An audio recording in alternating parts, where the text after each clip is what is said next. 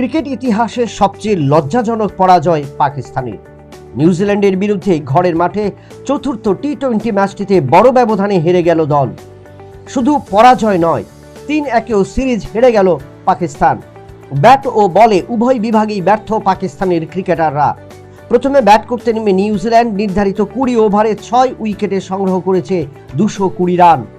জবাবে পাকিস্তান 16.2 ওভারে গোটা দল 105 রানে ইনিংস শেষ করে, যার কারণে 115 রানে ম্যাচটিতে জয়লাভ করে সিরিজ কবজা করে নেয় নিউজিল্যান্ড দল।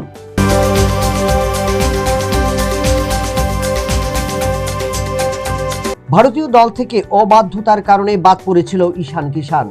চুক্তিবদ্ধ ক্রিকেটার থেকেও তাকে বাদ দেওয়া হয়েছিল, যার কারণে আইপিএল এর প্ল্যাটফর্ম ছিল নির্বাচকদের জবাব দেবার মূল ঠিকানা। রবিবার আইপিএল এর দ্বিতীয় ম্যাচেই মাঠে নেমেই ঝড়ো 17 রান উপহার দিলেন ঈশান কিষান। 3 নম্বরে ব্যাট করতে নেমে 47 বলে 106 রানে অপরাজিত ঈশান ছিল 11টি 4 এবং 6টি 6, যার দৌলতে সানরাইজার হায়দ্রাবাদ 286 রানের ইনিংস তৈরি করল।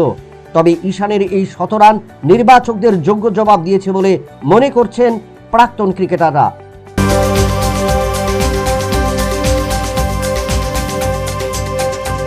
মেগা আইপিএল এর অভিযান শুরু হয়ে গেল শনিবার।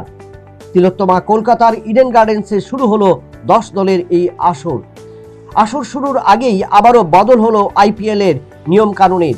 এবার বদল হলো সুপার ওভারের। কোনো ম্যাচ ড্র হলে সুপার ওভারে গড়িয়ে যেত, ফলে ম্যাচ ড্র হতে যেন না পারে তার জন্য পয়েন্ট ভাগাভাগিও হতো বেশ কয়েকবার। কিন্তু এবার থেকে সুপার ওভারে ম্যাচ ড্র হলে আরও একটি সুপার ওভার হবে, এবং সেই ওভারও যদি পুনরায় ড্র হয় সেক্ষেত্রে আবারও সুপার ওভার। অর্থাৎ নিয়মটা পরিবর্তন হলো ফুটবলের পেনাল্টি শুটের মতো। যেভাবে ফুটবলের পেনাল্টি শুট ড্র থাকলে সাডেন ডেথ শুরু হয়, ঠিক সেই প্রক্রিয়াতে এবারও শুরু হলো সুপার ওভার আইপিএলে।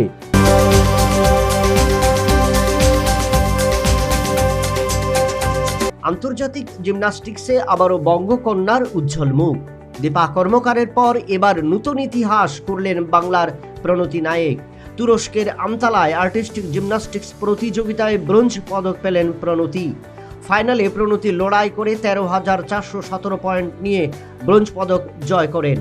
আসরে স্বর্ণপদক এবং রৌপ্য পদক জয় করেন ইউনাইটেড স্টেটস অফ আমেরিকার জয় লাহান এবং কেরি পিএস। আন্তর্জাতিক স্তরে এই ব্রোঞ্জ পদক সবচেয়ে কঠিন বলে বর্ণনা করলেন ভারতের প্রণতি নায়েক।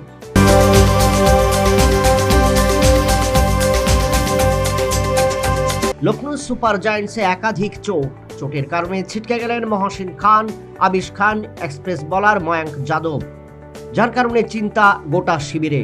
অবশেষে দলের শক্তি বৃদ্ধির জন্য লখনৌ সুপার জায়ান্টে যোগ দিলেন ভারতের অলরাউন্ডার শার্দুল ঠাকুর। মহসিন খানের পরিবর্তেই তাকে দলে বাছাই করা হলো। এখন দেখার শার্দুল ঠাকুর কতটা নিজেকে প্রমাণ করতে পারেন দলের জন্য। Bureau report, news vanguard.